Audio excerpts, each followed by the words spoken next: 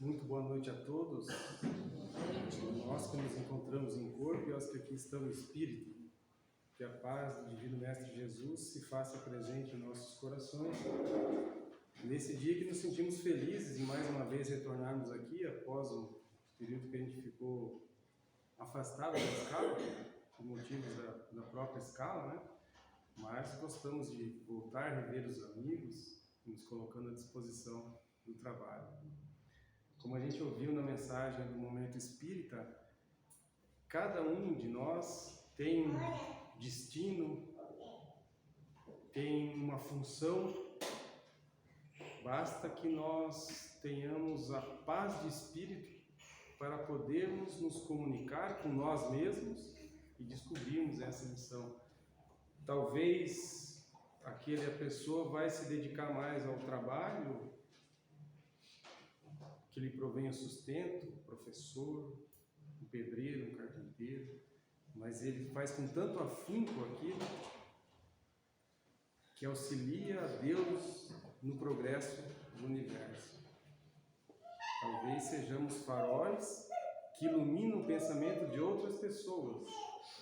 Também vai ser um trabalho útil ao universo. E vivemos em um mundo, como eu coloquei no título da exposição de hoje, num mundo de provações, de aflições, de angústias, porque por vezes nos encontramos, nos deparamos com situações que não sabemos tomar o rumo, não sabemos o que fazer. Um revés financeiro, uma perda de um ente querido, que achamos que perdemos, uma decepção amorosa, enfim. Mas Jesus é o conforto e o consolo, e na noite de hoje eu não pretendo esgotar as possibilidades desse tema, deste mundo de provações, mas tecer alguns comentários e nos fortalecer, dar um caminho para onde nós vamos aquietar, serenar os nossos pensamentos e os nossos sentimentos.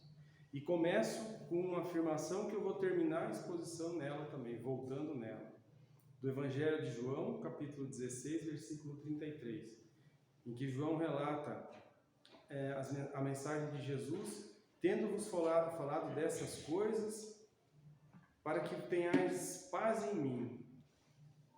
No mundo tereis provações, mas animai-vos, eu venci o mundo. Isoladamente, essa frase já é um consolo, mas lá no final a gente vai ver o contexto que Jesus falou isso e da onde que saiu do Evangelho, que vai dar mais conforto ainda aos nossos corações.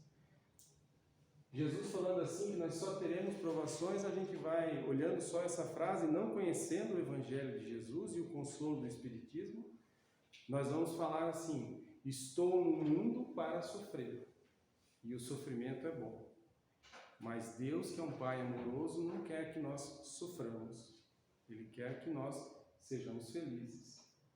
E na medida do possível encontrarmos a felicidade já encarnados, não buscá-la ao desencarnar. Muitas pessoas pensam assim: não, eu vou sofrer nessa encarnação, mas ao desencarnar eu vou ser feliz. Não, busquemos a felicidade enquanto encarnados, na medida do possível, das nossas condições. Porque Jesus disse: eu venci o mundo. E se nós conhecemos só a história de Jesus, sem o conforto e o consolo da doutrina espírita, muitas pessoas vão dizer assim: Jesus não venceu, Jesus perdeu, porque ele foi morto, condenado, crucificado e morto. Como que Jesus venceu o mundo? É nesse contexto que a gente vai começar a falar um pouquinho dos sofrimentos, das provações.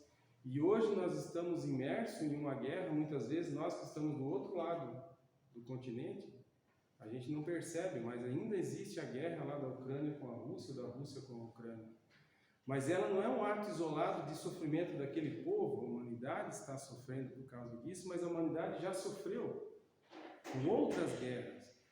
Essa é uma foto da guerra do Iraque, e eu estou voltando no tempo atual, a guerra do Iraque, a Segunda Guerra Mundial, que nós participamos, brasileiros. Eu tive não sei se a felicidade ou a infelicidade, mas um tio, irmão do meu pai mais velho, ele serviu na Segunda Guerra, ele foi lá para o Monte Castelo naquela batalha e lutou lá, não desencarnou lá, veio desencarnar no Brasil, cheguei a conhecê-lo inclusive, mas é uma sucessão de guerras. Da Primeira Guerra Mundial, mais sofrimento, mais aflição, e a gente vai pensando, por que que Deus deixa que nós tenhamos o livre-arbítrio para guerrear entre irmãos?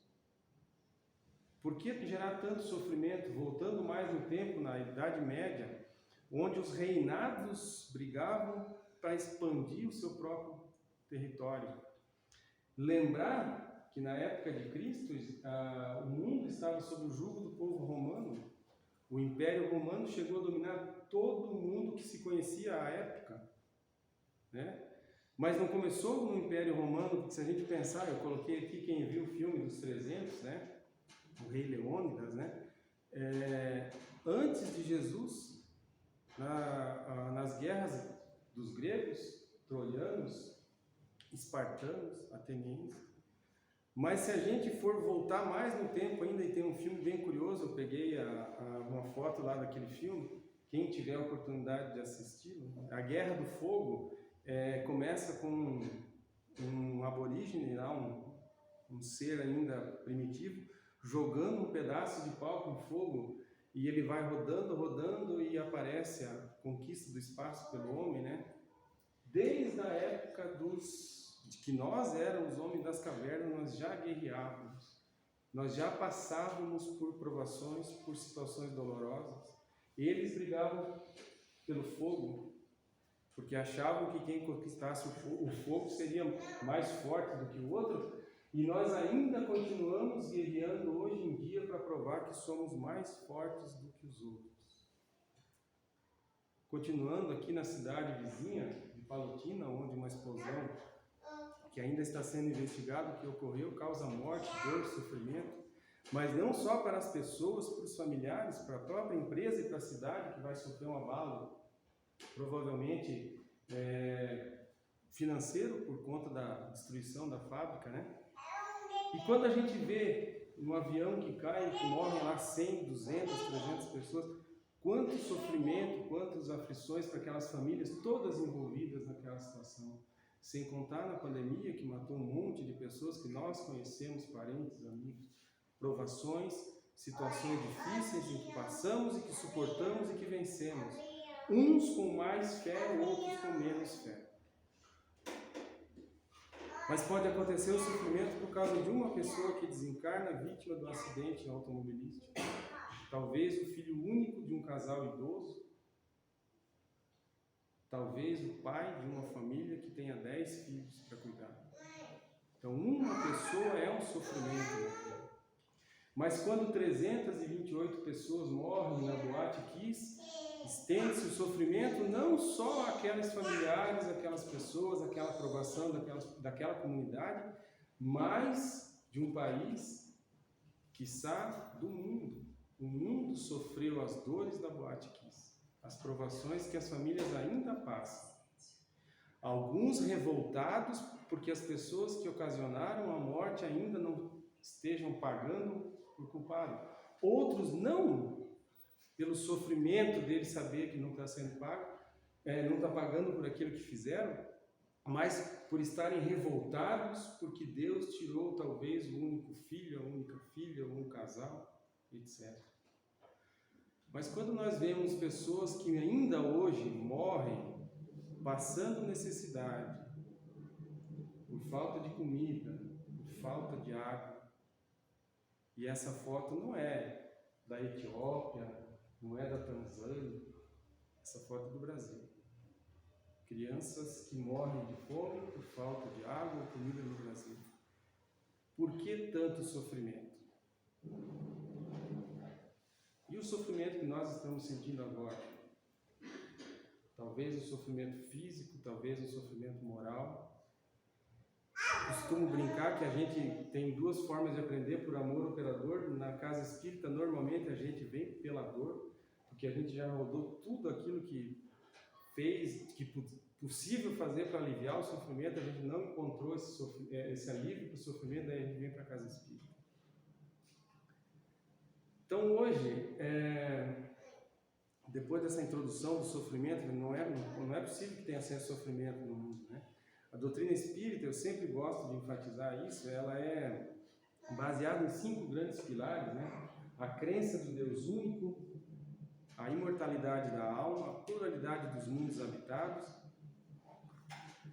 a comunicação entre encarnados e desencarnados, a reencarnação, e Divaldo Franco sempre comenta nas suas exposições, né, que tem um 6º postulado, que é a crença no Evangelho de Jesus.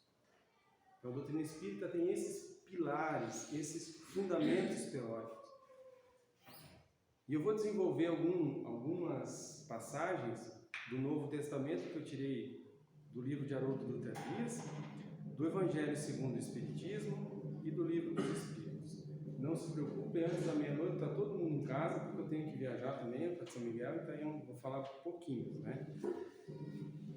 Mas eu queria passar a falar do capítulo 5 do livro do Evangelho segundo o Espiritismo, Bem-aventurados os aflitos. E o capítulo 5, Kardec compila ele na sequência dos primeiros 4 capítulos explicando os postulados da doutrina espírita. A crença em um Deus único, a reencarnação, tudo vai estar nos primeiros 4 capítulos. Então ele vai basear a doutrina espírita dentro da filosofia de Jesus, do ensinamento de Jesus, nos 4 primeiros capítulos do Evangelho segundo o Espiritismo. Nós vamos falar dos mundos habitados, tudo vai estar ali.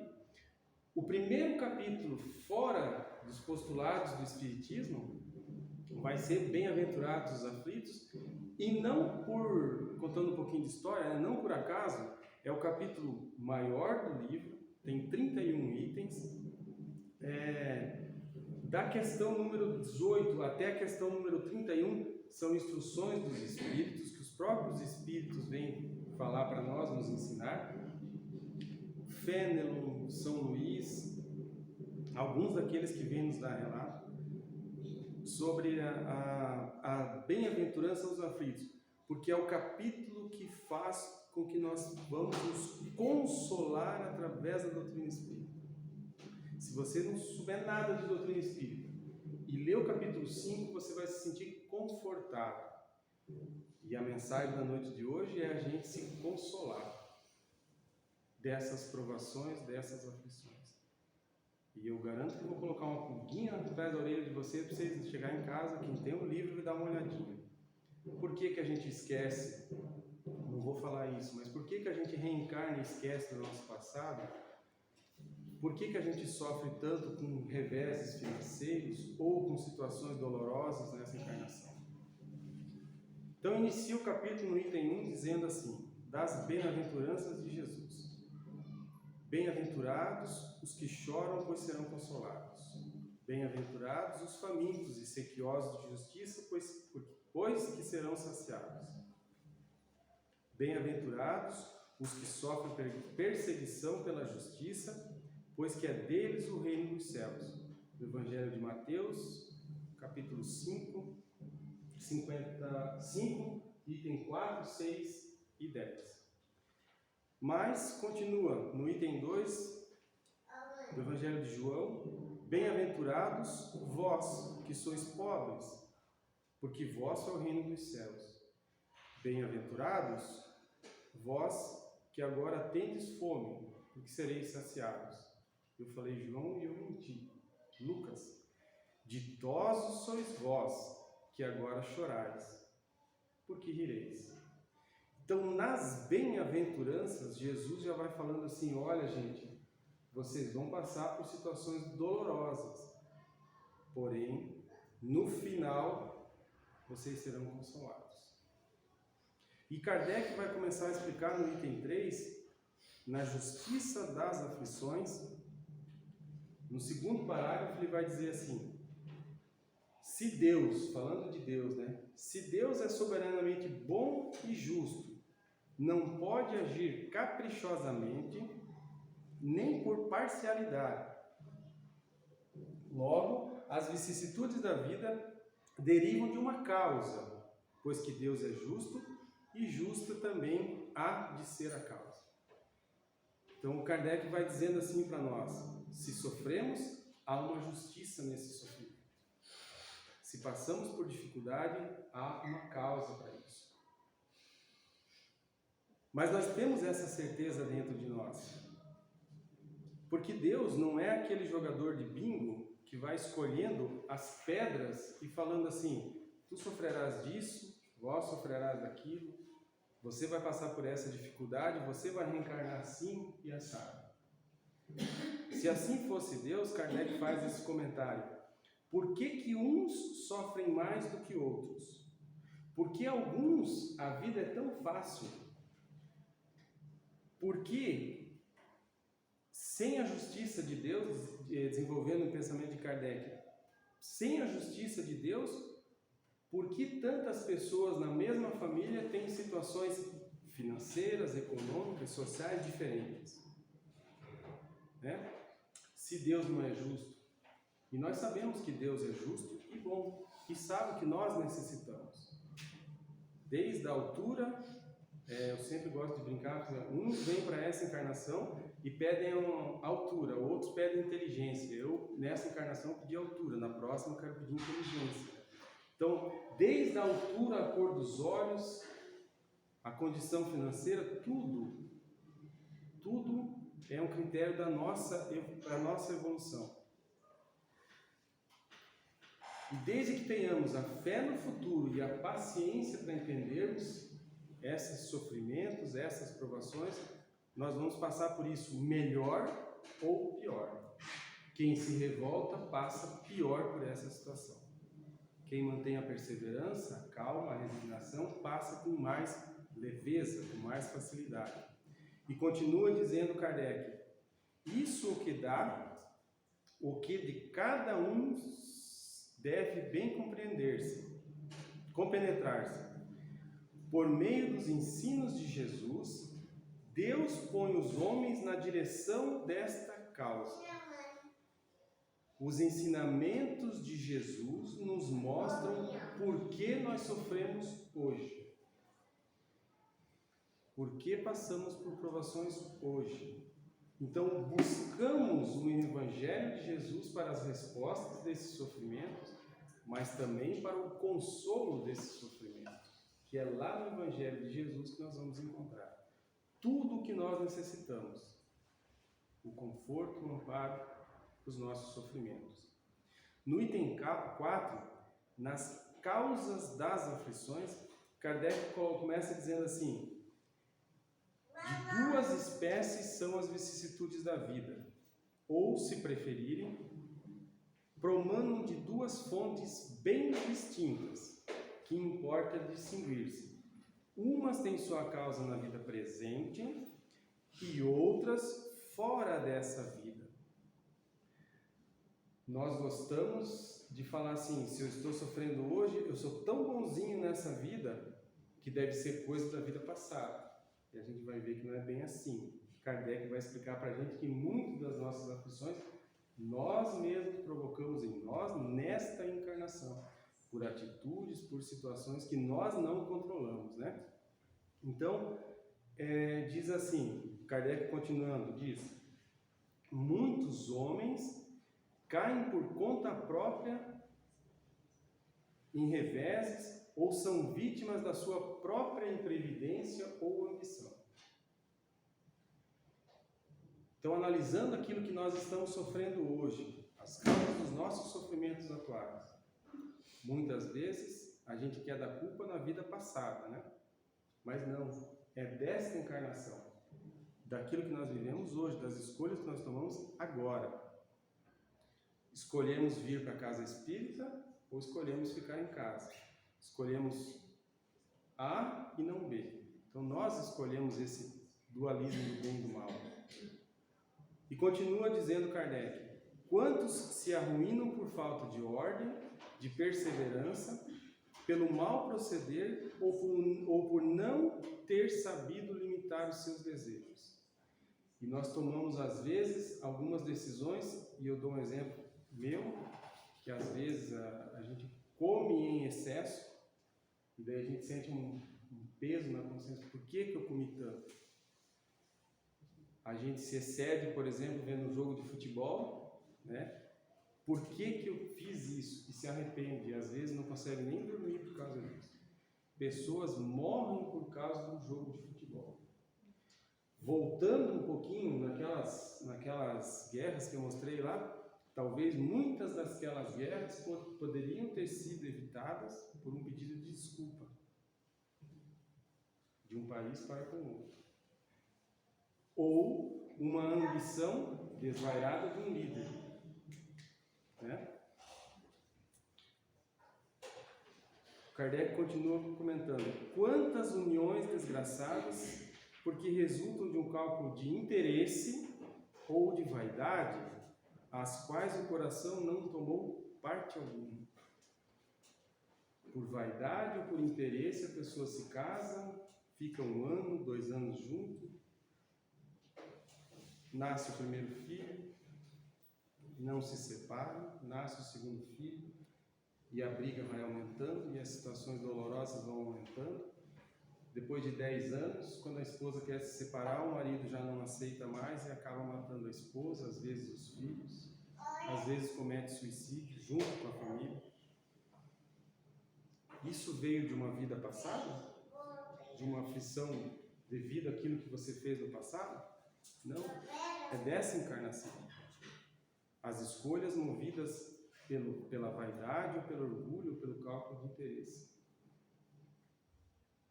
Continua no item 5, no item 4, né? Kardec comentando: quantas dissensões funestas e disputas se teriam evitado com um pouco de moderação e menos suscetibilidade? Quantas doenças e enfermidades decorreram da intemperância e dos excessos de todo gênero? Quantas doenças são decorridas pelo uso abusivo de álcool, de drogas lícitas e ilícitas? Quantos cânceres seriam evitados? Semana passada a doutora Camila fez exposição lá no Selva, né, e comentou isso, relacionando os tipos de câncer com o sentimento que a pessoa tem. Eu não recordo, porque são muitas informações, mas, por exemplo, a pessoa que é egoísta desenvolve o câncer em um determinado órgão do corpo. A pessoa que é vaidosa causa uma doença, mas provado cientificamente, ela passou artigo científico que dizia isso. Então, muitas das nossas doenças são motivadas pelos nossos sentimentos. A busca pelo poder, ela comenta, né? A busca pelo poder, pela riqueza. Então, os nossos excessos, as nossas imprevidências. E Kardec vai dizendo assim: quantos pais são infelizes na velhice por não terem dominado as más tendências dos filhos em tenra idade. Aquela criança que tem que a gente acha bonito, quando a pessoa pega no colo, a criança vem e dá um tapa na cara, puxa o cabelo dos pais, dá soco, e o pai e a mãe acham bonito quando é de colo. Mas aquele sentimento agressivo, violento que aquela criança traz desde o berço, se não combatido, se não educado, se não tratado com amor, porque a criança se torna agressiva, se torna rebelde em função da falta de amor, e ela quer chamar a atenção por causa disso. Então, em tenra idade, deve ser dominado esse sentimento. A hora da criança bater, peça para a criança, não explica, mesmo que ela não ache que não entende, né? O espírito que está ali entende. Não é, a mão não foi feita para bater, a mão foi feita para fazer carinho. Faça carinho nas pessoas. As crianças que puxam o rabo do gato, eu conheci crianças assim que puxavam o rabo do gato, giravam e jogavam o gato. Porque é um animal, o pai acha bonito, a mãe acha bonito. Essa agressividade. Lá na vida futura, quando ela faz isso com um semelhante seu, troca tiro com a polícia, às vezes morre, o pai chora. Ou ele se casa e agride a esposa, agride os filhos. as imprevidências, aquilo que a gente poderia ter controlado nesta encarnação, vai nos trazer provações lá na frente. Quantos filhos abandonam os pais? Porque os pais, quando os filhos eram pequenos, abandonaram os filhos em casa para trabalhar, para jogar bola, etc, etc. A gente deixa os filhos em casa e na velhice os filhos deixam o pai no asilo. Não que não seja permitido, não seja lícito, às vezes muitos são melhor cuidados no asilo do que na casa dos filhos, em lares de idosos. Então Kardec vai nos explicando isso, mas ele invade a nossa consciência dizendo assim: interroguem friamente suas consciências. Todos os que são feridos no coração pelas vicissitudes e pelas decepções da vida, remontem passo a passo a origem dos males que os torturem e verifiquem se, as mais das vezes, não poderia se dizer: se eu houvesse feito ou deixado de fazer tal coisa, não estaria em semelhante condição. E nós gostamos, como eu comentei, nós gostamos de dizer assim: joguei pedra na cruz para estar passando por esse sofrimento. O que eu fiz na outra vida para passar por essa condição? Isso é um karma, né? Aí os mineiros falam assim: karma que é karma. Não. É um karma de uma outra existência. Não. São as aflições que eu mesmo provoquei enquanto Leandro. Leandro desta encarnação. Agora, Kardec vai passar para as causas anteriores das aflições. Então, interroguemos-nos, como Kardec fala: puxa, por que eu estou sofrendo hoje? Se a minha vida tivesse sido diferente, eu poderia estar sofrendo menos. Porém, sempre há uma solução. Como dizia Chico, eu não posso voltar atrás e trilhar um novo caminho, mas a partir de agora eu posso fazer uma nova jornada. Se eu fiz no passado alguma coisa que me fez mal, na situação presente, eu posso mudar daqui para frente para me tornar uma pessoa melhor. Difícil? Difícil. Porém, não impossível. Necessário que tenhamos a boa vontade, a fé de mudar os nossos destinos. No item 6, Kardec vai falar daí das causas anteriores das aflições. E aí sim ele vai falar das vidas passadas, mas de uma forma bem sucinta. Ele diz assim: mas se há males nesta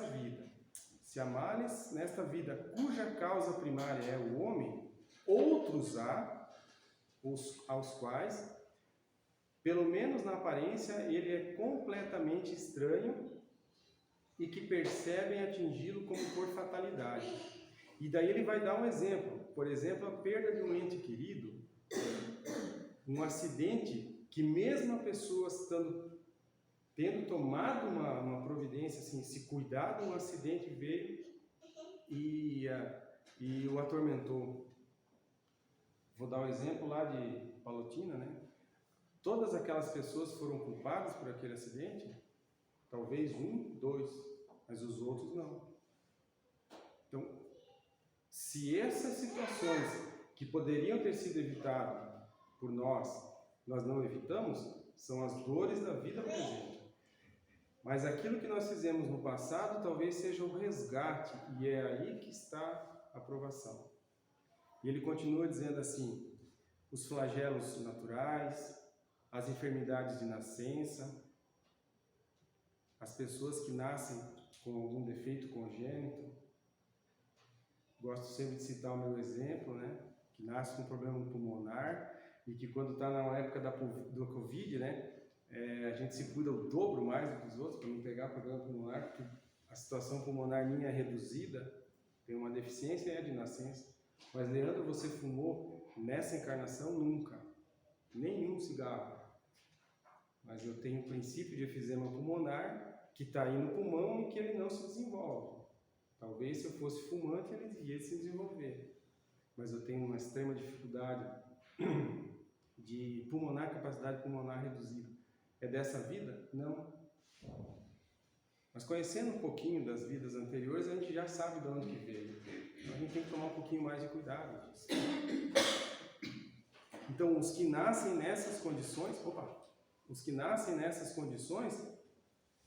nessa existência atual, esse sofrimento, essas provações, são decorrentes de situações vividas no passado e que servem como de resgate.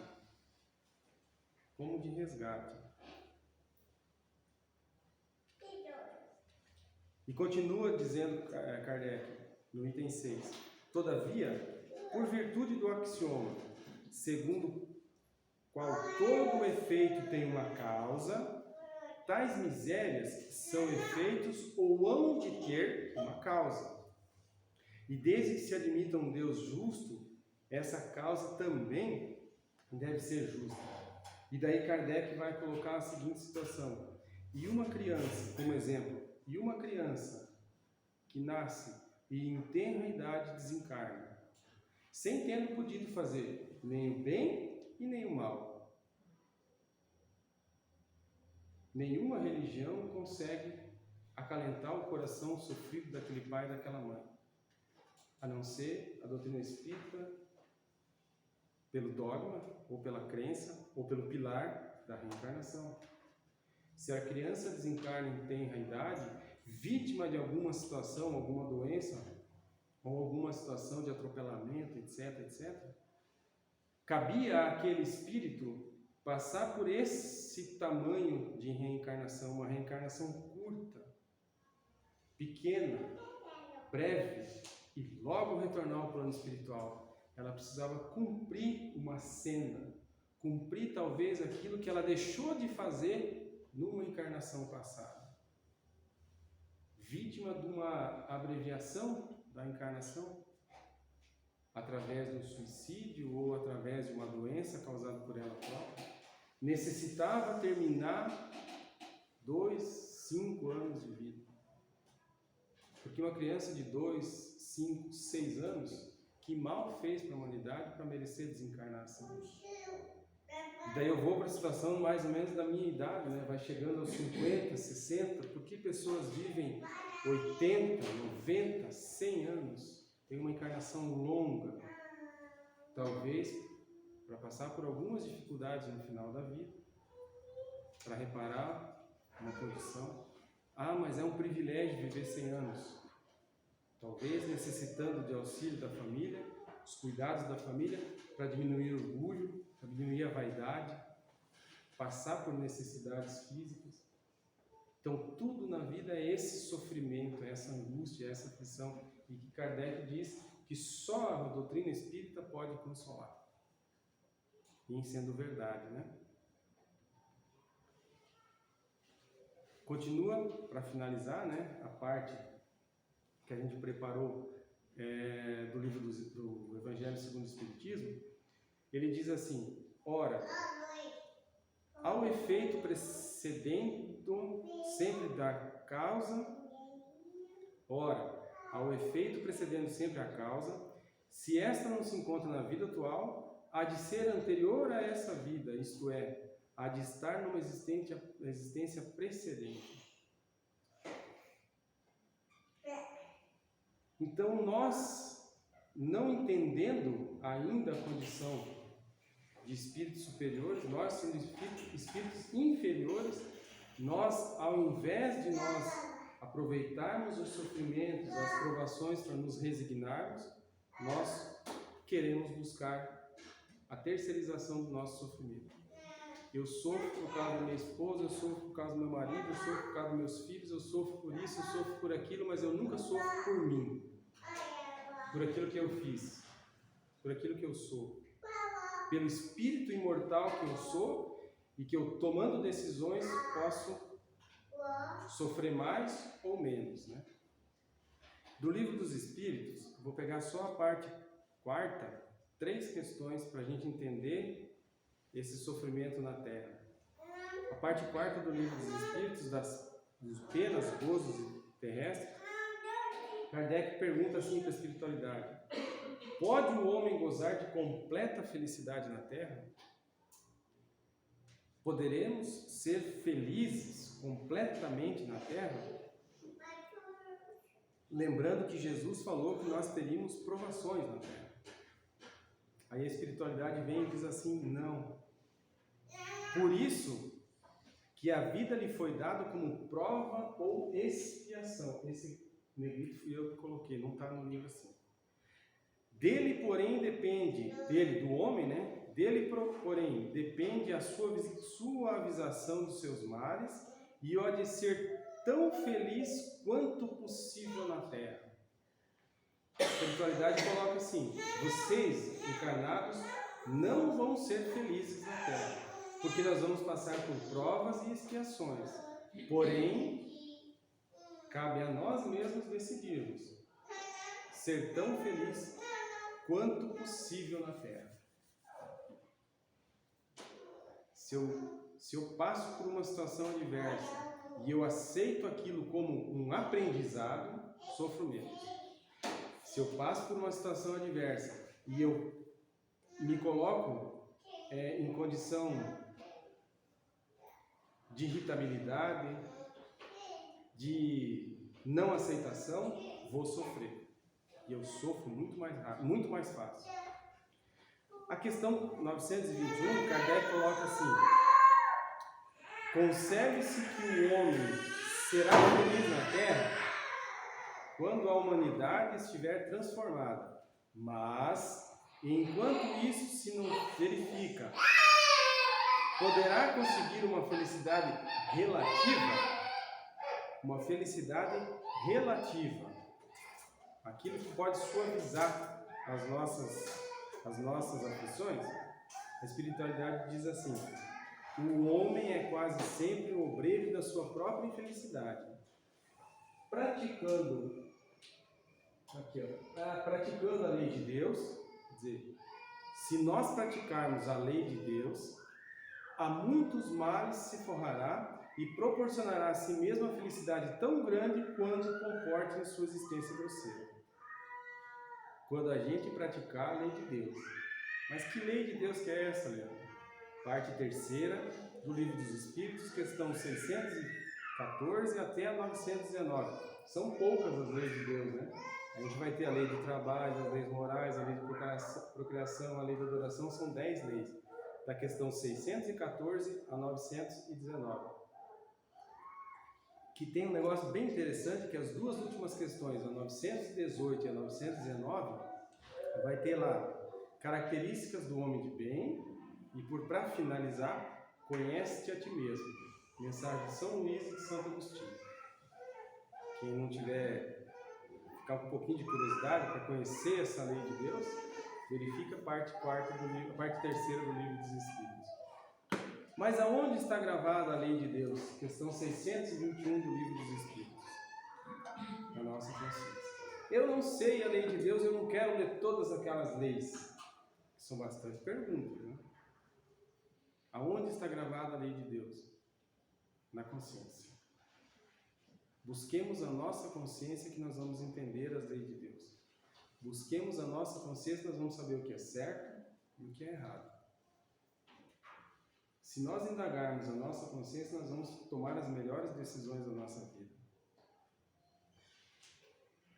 E a questão 922, Kardec pergunta assim: a felicidade terrestre é relativa à posição de cada um. O que basta para a felicidade de um constitui a desgraça de outro? Haverá, contudo, alguma somatória, alguma soma de felicidade comum a todos os homens? Seria um roteiro para a gente ter felicidade nessa terra.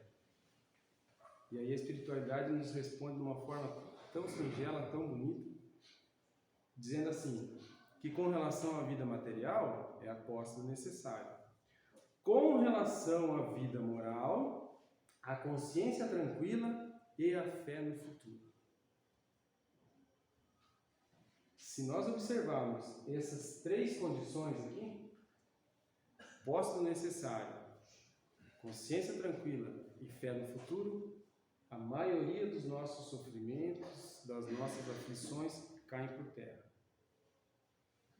Vou entender as situações que eu passo, vou entender por que eu sofro, por que aquela pessoa desencarna mais cedo, por que aquela vai mais tarde, por que eu tenho que passar por situações, por que eu sou desse jeito que eu sou. Mas Jesus está no leme da nossa nau, né? A gente gosta de falar isso, né? Jesus governa o nosso planeta. E eu tenho que acabar falando dele. Porque eu comecei falando de João, desse versículo, né? Tenho-vos falado essas coisas para que tenhais paz em mim. No mundo terei provações, mas animai-vos, eu venci o mundo. Em que contexto que Jesus fala isso? Se a gente pegar no Evangelho de João, Jesus fala isso no capítulo intitulado Por Haroldo Dutra Dias, o Paracleto ou o Substituto, né? Jesus naquele versículo, naquele capítulo, ele vai dizer assim, vai falar, estou indo para meu Pai, vim dele e retorno a ele, vim para vós e retorno para ele. Mas deixarei o Espírito de verdade, o Consolador prometido, que ficará convosco até o final dos dias. Nesse mesmo versículo, Jesus faz uma síntese, um exemplo, porque ele gostava de usar as parábolas, os exemplos, dizendo assim, que uma mãe que vai dar à luz sabe que vai sofrer, porém, ela vai dar à luz com a alegria de poder trazer mais um ser humano para a Terra. Então veja que interessante que Jesus vai consolando os apóstolos, dizendo assim, olha, eu vou porque eu tenho que ir, porque vai acontecer tal coisa, já está antevendo a sua morte. Deixo-vos o Consolador prometido.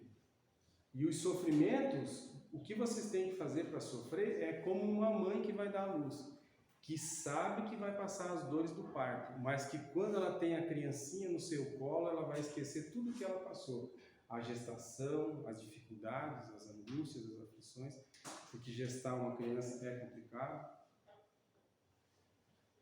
Deus só permite isso às mulheres porque elas têm força, porque se fosse para os homens, a nossa geração ia acabar aqui mesmo, né? Não ia ter continuar. Se o homem sofreu o que a mulher sofre na gestação, se dependesse do homem, a gente acabaria bem logo a encarnação do pessoal. Então, não quero, deixa lá. Mas as mulheres suportam isso com resignação, com alegria. E Jesus diz assim, eu saio do Pai e vim para o mundo. Agora deixo o mundo e vou para o meu Pai. E daí ele diz assim, tendo-vos falado essas coisas para que vos tenhais paz em mim. No mundo terei provações, mas animai-vos, eu venci o mundo.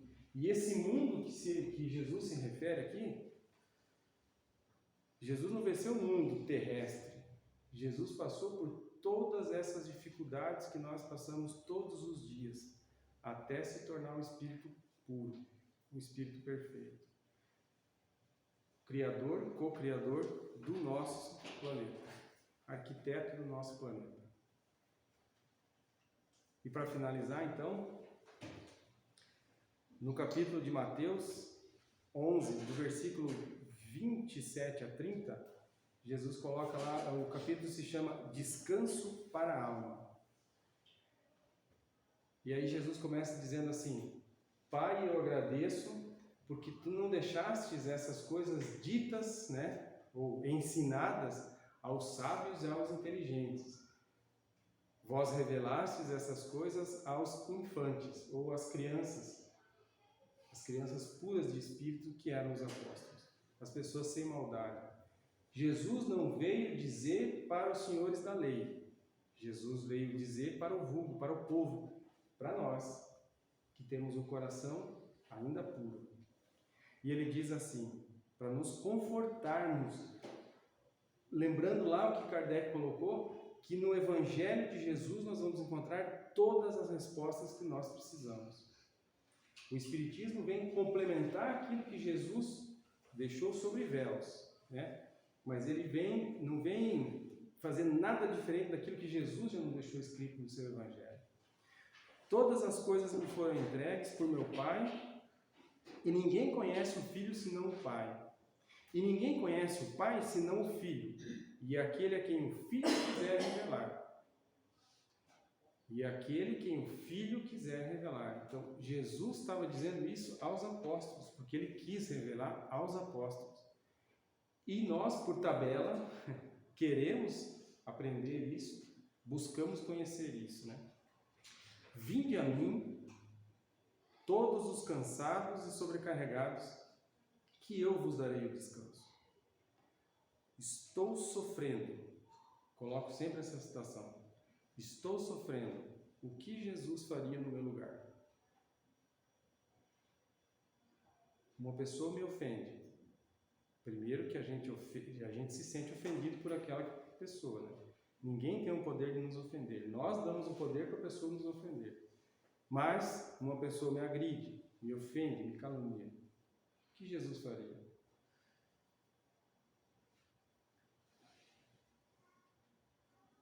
Tomai sobre vós o meu jugo e aprendei de mim, porque sou brando e humilde de coração.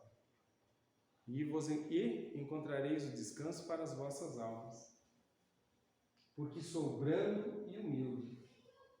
Quando nós tivermos esses dois sentimentos interiorizados em nós, a brandura e a humildade, talvez nós não soframos e talvez nós não tenhamos mais aflições na terra. Essas duas características já facilitariam bastante a nossa vida. O passar por aqui sem sofrer. Pois meu jugo é suave e o meu fardo é leve. Entendendo o Evangelho de Jesus, conhecendo o Evangelho de Jesus, os ensinamentos que Jesus nos deixou, o fardo, as dores, as provações, as aflições se tornam mais leves. E aí eu posso entender o nosso semelhante mais fácil. Entender que aquele que me ofende, ou aquele que se sentiu ofendido por alguma palavra que eu disse, é aquele irmão doente que precisa de ajuda. Porque se ele está me ofendendo hoje, é porque talvez eu tenha culpado, eu tenha culpa lá no passado. Talvez as dores que eu sofra hoje, em aceitando esse jugo, esse fardo, e eu deixei para o final assim, em espírito e verdade, né? Abraçar esse mestre maior que é Jesus, senti-lo junto conosco, fazer prece para ele, pedindo conforto, amparo aos nossos sofrimentos, talvez nós vamos suavizar essa nossa passagem na terra, suavizar as nossas dificuldades, sentirmos mais irmãos uns dos outros, e os sofrimentos e as provas e as aflições possam ficar no passado. Muito obrigado pela atenção de todos. E mais uma vez a gente se sente bem, até emocionado, né, de ter retornado, de ver a casa tão bonita do jeito que está. Obrigado, que eu vou com a palavra para casa.